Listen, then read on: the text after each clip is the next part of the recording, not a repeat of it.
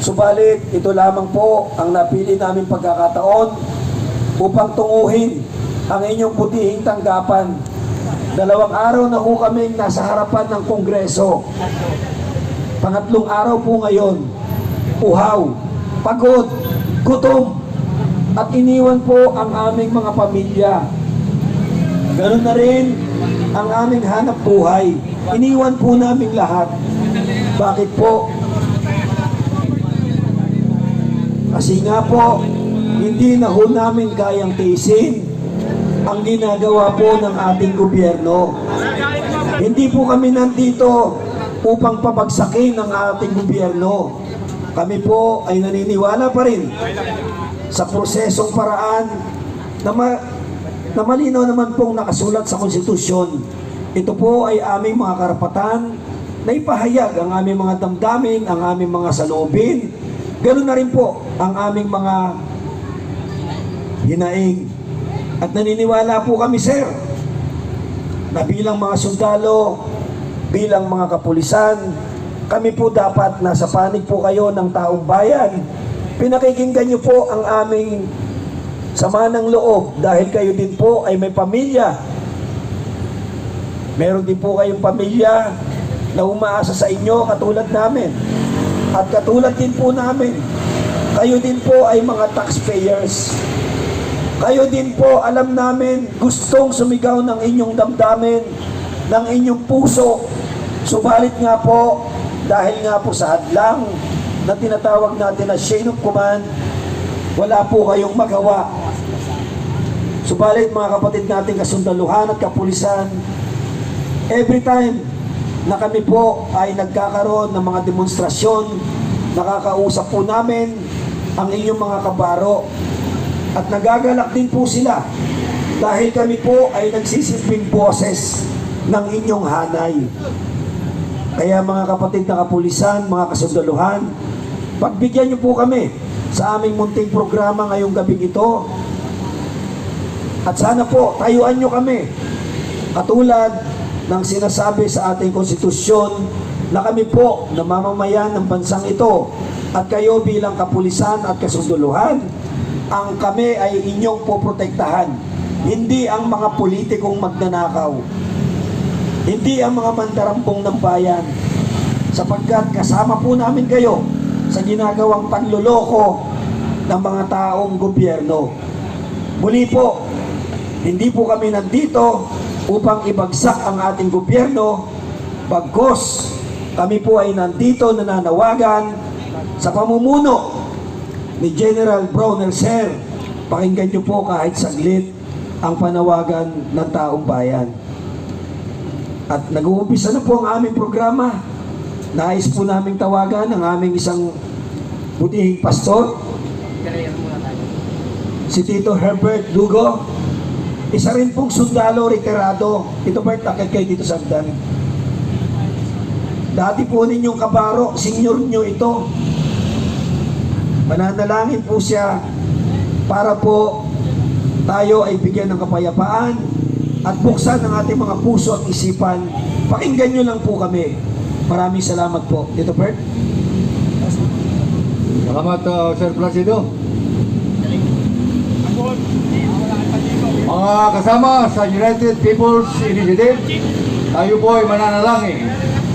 Ating hingin ang bentisyon ng ating pong may kapal sa ating talisay at busilak na layunin.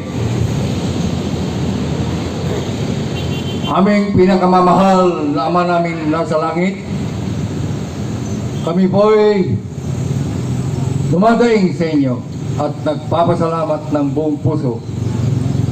Ngayong oras na ito na kami pinahintulutan ninyo na nakarating dito sa General Headquarters ng Armed Forces of the Philippines, na kung saan nandito po ang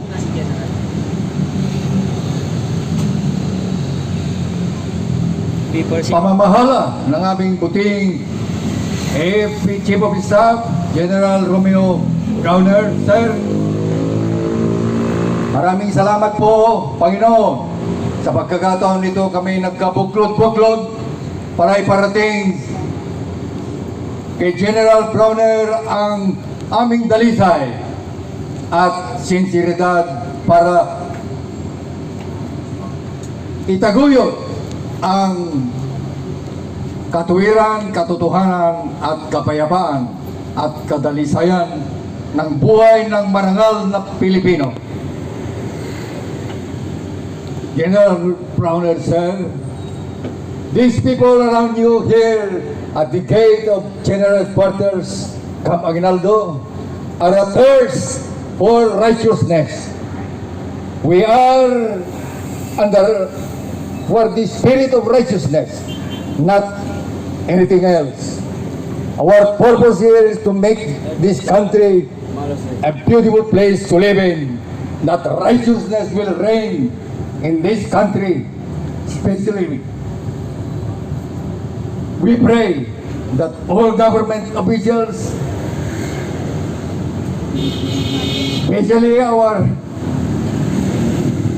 leaders,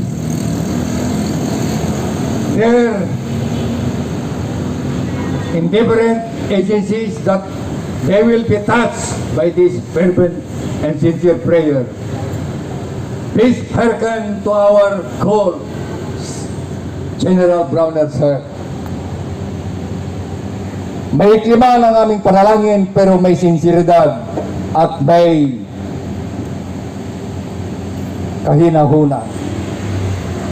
Maraming salamat po, Panginoon, naway iligtas niyo po kami at samahan niyo kami na antigin ang puso ng aming buting Epichabubista General Browner, sir.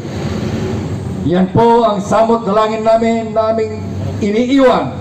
Naway katigang tayo ng Diyos at iniiwan namin ito sa matamis at gradong pangalan ng aming Panginoong Kristo, na aming manunubos at tagapagligtas. Amen.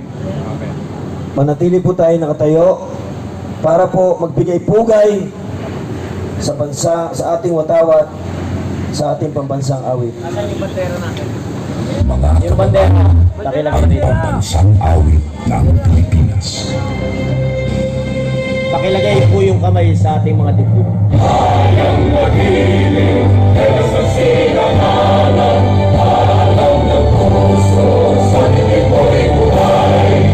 Upang inilang, kulang ka ng magiting, sa landulupin, di ka masisingin, sa nalatang tugong sa siway at sa langit ng babaw, ay hinatang mula, bawin sa pagkayang minamahal, ang isang ng matawag, muling nabuhay na nagkenge, ang ituwin at araw niya, kailan pang ay nagtitigil, luwag at araw ng maraming pagsintaw, buhay langit sa piling mo, ang bigaya ng pagkay pag-amin, ang namatay ng dahil sa'yo.